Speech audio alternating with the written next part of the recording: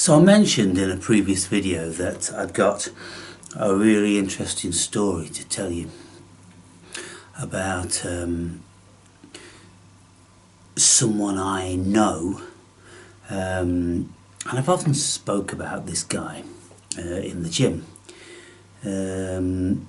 He's the only one which is full of muscles, a very open and interesting guy, and every time we speak incessantly. He's just tuned into that stuff, even though he's not one of these that watches all this stuff. But because of the path he's travelled, has been trauma people. And so he's just open and he's aware and he's insightful and bright and all this sort of thing. So I started seeing this guy, I don't know, probably about 5 years ago. And he was a personal instructor in the gym. And he was kind of like biggish, but normal body. And then I didn't see him for some time. And all of a sudden he's full of muscles and he's obviously on the gear. So I went, fuck, he's fucking ripped. And he said, yeah, I'm on it, can make you a little bit aggressive and this, that and the other, and I'm trying to get off it, I'm going to come off it. And because my friends and family have been telling me about this, that and the other. I think it was only for about 2 years, and he had amazing results. But he said, I'm coming off it, I'm actually been off it 2 weeks, and it's a bit this and it's a bit that. And I said, well, good luck on that one, and I hope it works well for you. So I saw him again, intermittently. And I said, are you still off the gear? And he said, yeah, feeling great, and this, that, and the other. And so I'm thinking, wow, top guy, got everything going for him. He's got a bit of a business with recruitment and this, that, and the other with a partner. And it all seems like it's great. And then all of a sudden I saw him about 10 days ago now in the gym. And I didn't even recognise him because of his disposition, his demeanour, his face. It was down. And I was about to go on a piece of equipment, and then I saw some guy just going, to go on it. And I went, oh, does that guy want to go? And I went, fuck, it's this guy. I went, well, how are you doing? And yeah, I'm all right. And, he's forlorn and telling me that he hasn't been to the gym for a month because he's been really, really down, super duper depressed and struggling with it. And anyway, we spoke about this for, a good half an hour. And he's an open guy, and he told me that he's been struggling with depression very bad for about 9 years, and so many times he's thought about suicide, and he knows exactly how to do it and when. And he said to me, I'm going to wait another 2 years, and if I can't get rid of this in 2 years' time, then I think I've given it a fair attempt. And I said, so what about therapy? What about SSRIs, psychotropic? Tried all that. Nothing works, and I'm just sick of it. I'm just sick of it. My business is on the floor, and he was getting involved in different sorts of illicit, well, I'm not saying his name, so, a lot of cocaine, to the point of real abuse, because I think he wanted to die. And he showed me a photo on his phone of him having been on the coke for 3 days and not sleeping at all. And I'm telling you, I didn't recognise him. I went, what the fuck? And then he showed me a picture where he's got, like 7 or 8 lines, big long lines of coke lined up, ready to do it, just one after the other. Wow, he was in a bad way. And I seriously felt for him. So I said, well, what about entheogens, like psychedelics? Yeah, yeah, you know, tried acid and this, that and the other. Oh, you know, nothing works for me. And I said, have you tried mushrooms? And he said, no. Why? Can you get some? And I said, well, look, let me just tell you a little bit of what I know about mushrooms, okay? And then I went into the whole St. John Hopkins Hospital, doing all these tests on psilocybin, semilanceta, mushrooms, with many, many patients over many years. And they are saying that there's great results for just obliterating depression. With one reasonable dose, obliterating depression, just eradicating addiction, smoking addiction, you know, coke, heroin, all these different sorts of stuff. There's a lot of stuff, you know, going on with these mushrooms, people, really, really beneficial. And lots of people take microdose and they, you know, sing songs about it. And I've said about my stories, you know, I've resolved all of my issues, everything. The mushroom is the humanity's greatest teacher. They are miracle things. They're not animal, they're not plant, they're... Terence McKenna used to say that he reckoned they came to Earth on a meteorite. Or maybe, you know, some terrestrial being has sent them here, you know, to help humanity. He called them food for the gods. And so the mushroom thing is very, very deep. And those of you that know about mushrooms, then, you know, I'm preaching to the converted. Those of you that don't, that are anti-drugs and all this, you really need to learn more about these things. Because they are a miracle. They really are. They're something else. And so I said, well, look, I can get you some. And he said, can you, please. And he shook my hand, and I'm like, oh, yeah, I'll get you some. Don't worry, okay. So I said, I'll see you in a day or two then, same time in the gym. Yeah, you're going to be here this sort of time, yeah. So I got some, and I got the required and suggested and recommended amount. When you go on these sites, professional sites, they tell you what the microdosing amount is and what the suitable dosage is for kind of like a shock to the system to reset your mind out of depression and addiction and all this sort of thing. And you know, that level is not too high, it's just 3 grams. And so I got him that, and I gave it to him, and I gave him several links to dosage, amounts, and what to expect, and you know, from professional sites. People, I'm not being reckless here.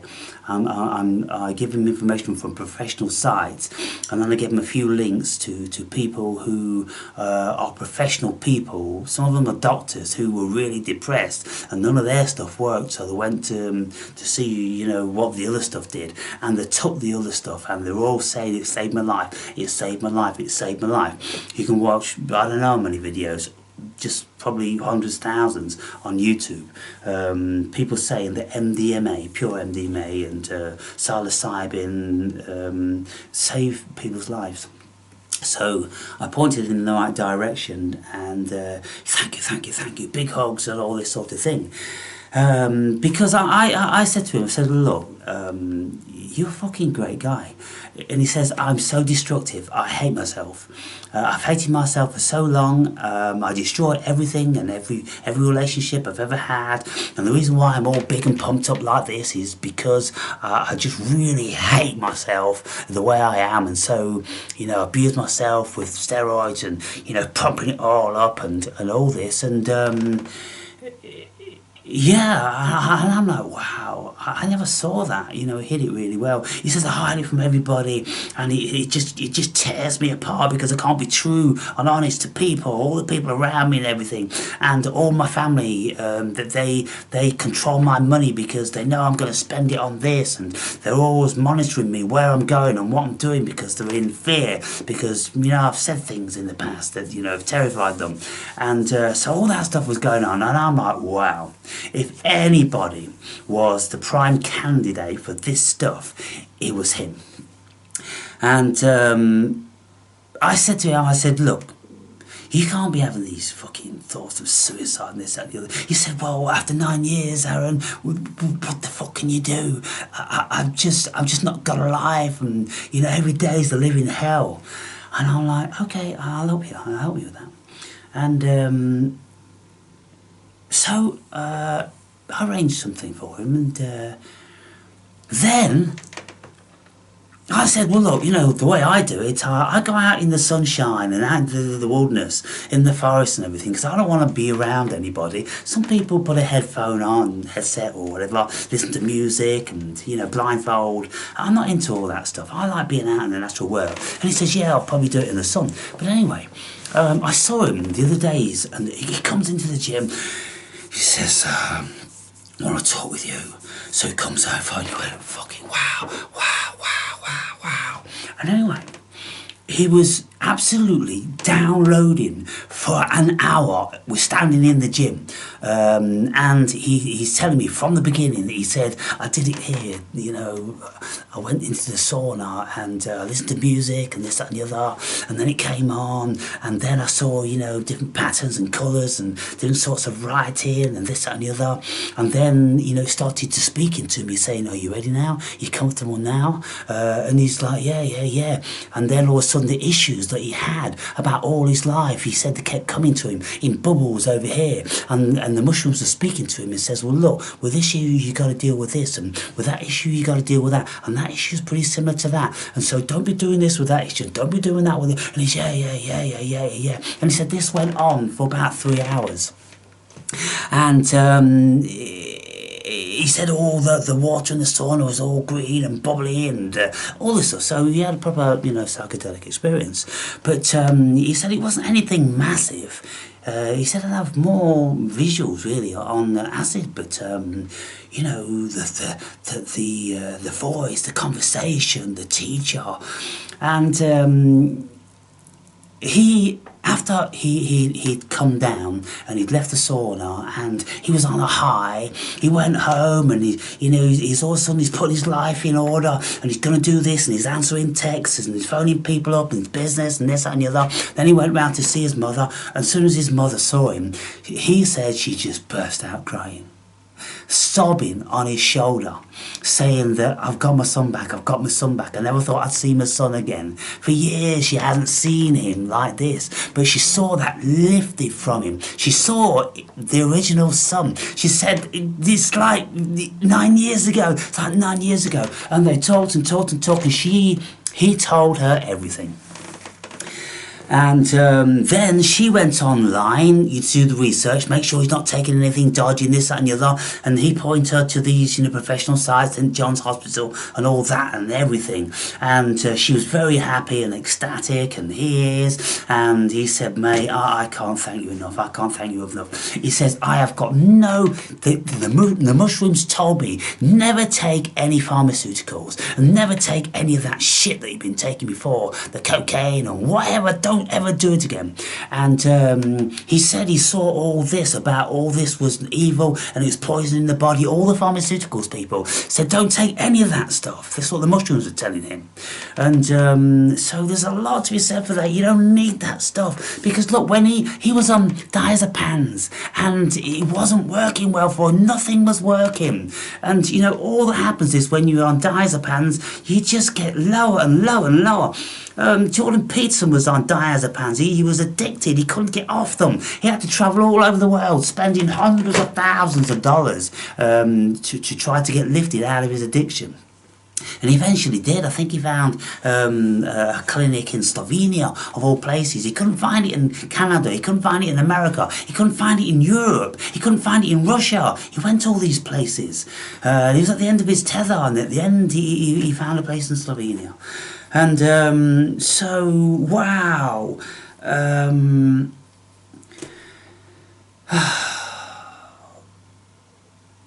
He told me all about everything. And he said, I'm never going to touch that shit again. It's the last thing I want to do. It's kind of like, I'm over it. And I'm a different person now. And those thoughts I was having about suicide, no, they're all gone. And now, I mean, it's me. It's me. I'm back to me. And I'm going to do this. I'm going to do that. And I said, how long have you been like this? And I said, 3 days since since I saw you last. And I didn't know whether he was going to take it, whether he was going to take a little bit, or whether he was going to wait for the right time. No, he was serious about it. Please, please, he was going. And then he did it the next fucking day. He was on it. And his story, I wish I could, I wish I could have filmed everything that he said for over an hour. And every time I was, he said, sorry, I've just got so much to tell you. And he kept on and on and on and on, telling me how they were telling him to do this and telling him to do that, and showed him this and showed him that. And, were gentle with him and just introduced it. And then when it got heavy, started to get a little bit more heavy, but nothing threatening, nothing overpowering, just, what he needed. And, wow, what an experience. What a result, people. What a result. And, the thing is, all of you, most of you who've been long-term viewers with me, you know about them. Maybe you've not took them, but you know about them, and you've watched some videos about them, and how, just about every country all over the world consider it a Class A illicit legal drug, and they'll send you to prison. I mean, in Britain, you're supposed to even possibly get a prison sentence just for picking these things. And I posted a video the other day of cops in Australia. They're actually out policing the woods because people are picking psilocybin mushrooms. Can you get your heads around this, people? What fucking evil are these motherfuckers? But then the cops are like, sometimes somebody have a bad trip, and, they don't realise, and one guy, whilst he was tripping, he went to a gym that he wasn't a member of and worked out, like a monster for 3 hours, and then he went and sold his car, which was worth 8,000 for 2,000, he was wandering around, didn't know where he was. I'm like, what sort of stories are these? It's kind of like the stories they've told you that people on acid jump out of 10-story buildings.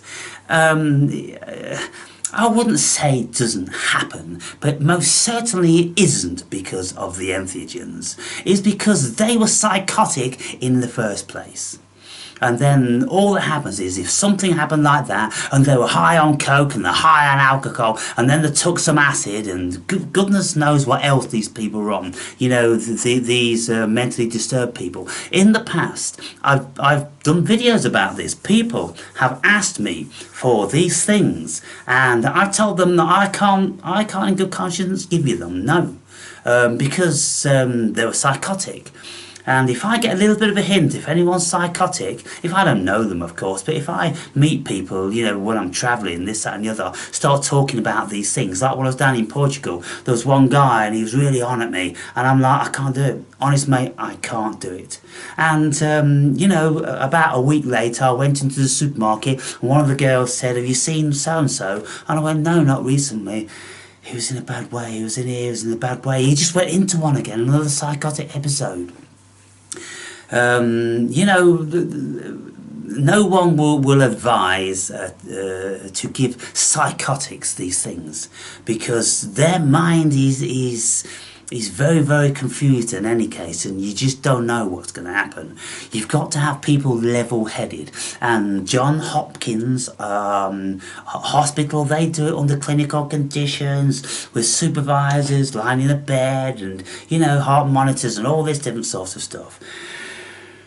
But we don't need those people to hold our hands, unless of course we don't know anything about this and we're really green and we're terrified of it, and you know, then we'll have those hold our hands, and we'll have a nurse sitting next to us and all that. But you know, you guys know, you just get your setting and then you do it. And if you want to feel more comfortable about what you're doing, then you start off low. I always advise everybody to start off low, so you know what you're dealing with. You don't just want to enter into a massive excursion. You want to go, oh, that was cool, oh, I saw a bit more this time, oh, that time is kind of like this time, the other. That's what you want. You want to grow into it and incrementally go higher and higher and higher. And that's what I've done. Still doing it. And so I was absolutely ecstatic with that result. I'm like, well, wow. I felt absolutely comfortable in doing that. I knew he was level-headed. I knew that he'd had experience with all these different other sorts of stuff. What he told me is at the end of his tether, he ain't continuing this bullshit anymore. And I'm like, well, as a last resort then, you know, try this. Please, yeah. So people, I know there's lots of people over the years watching my videos have conveyed that they can't see the point in living and that they're really down and this, that and the other. So I can't say too much, can I, on a YouTube channel? I've said it all now, but those of you that, you know, are on psychotropics, and that's the worst shit you could ever be on. It really is. And just start watching videos of people telling the world that these things save their lives. And then look into the professional side of it so you get more confidence. Just watch more and more videos and then just find out where to find them and go and get them and go and do it and free yourself. Get your lives back. Seriously. What's the worst can happen? You get a little bit negative and a little bit paranoid and, you know, have what's called a bad trip. But even the bad trips are good trips, people. You know, I've had so-called bad trips, you know, but they are fantastic, ultimately. Not too pleasant at the time, but ultimately the best experiences you've ever had in your life. So, there you have it, people. I thought I'd convey that one to you. And just let you know what's out there. You know, the governments, the people that are supposed to be looking after us, anyone coming from another planet would go, hey, these guys are trying to kill you. Look at all that shit, they're trying to kill you.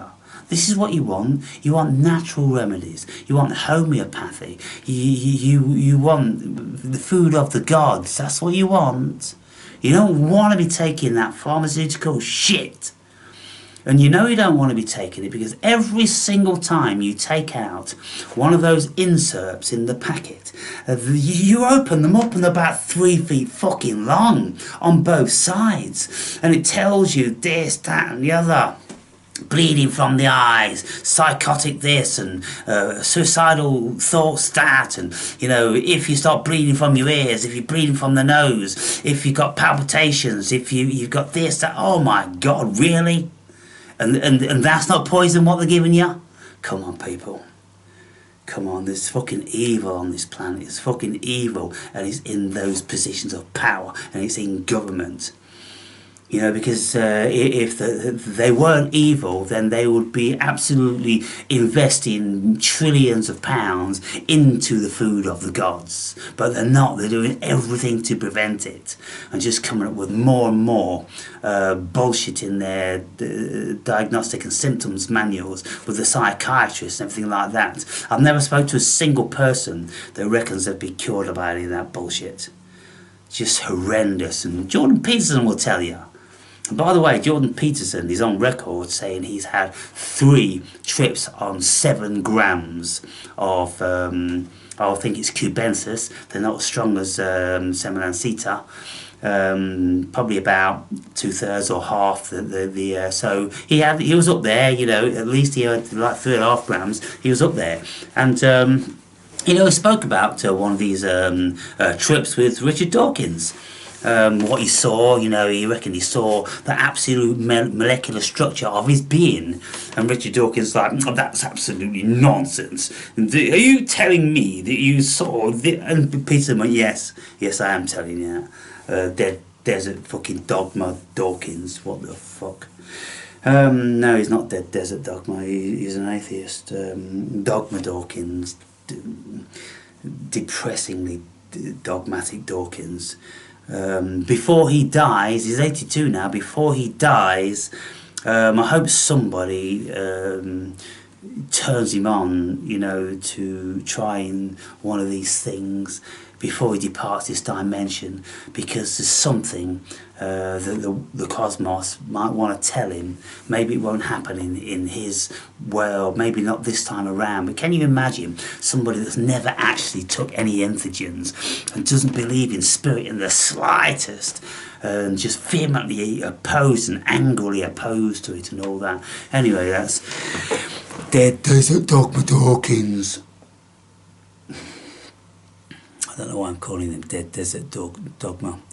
So anyway, I'll finish off this video with some of you who remember Russell Brand's videos in, you know, back in the day, you know, 3 years ago, something like that. He was always on about the Dead Desert Dogma religions, and he was slagging them off right, left and centre, Islam and Christianity, because he was into Buddhism, and he reckons all about control, this, that and the other. What's happened now? Is a full-blown, converted and baptised Christian. What's happening, people? What's happening? And that guy, on one level, is very intelligent. But you see, I think it's desperation. There's levels of desperation with insecurity. Yeah, he's intelligent, this, that and the other, but he's got this underlying insecurity in his belly. In his belly it is. And, you know, he's never taken entheogens, psychedelics, because of his addiction. He says he's often thought about it, but, you know, he's just got to keep abstaining, because he's on this 12 rules thing for the rest of his life. But someone's got to tell him, look, they're completely different to the shit you was on, mate. Heroin and all that fucking crap. They're another ball game, and so just open your mind and your heart and you know, to that stuff, because you're still missing a lot of the story. And that goes for everybody who hasn't taken this stuff. They're still missing at least 50% of what's potentially going on here. And so you could do all the book reading, you could travel around the world and all this sort of stuff like I have done. But if I didn't take those things, I still wouldn't basically have a clue what's going on in this dimension. And so that's why I'm saying in my book, these journeys out of body that I've had in lots of varying ways, they are incredible. They just take you into different dimensions, which just download stuff and just put you in a different state of consciousness.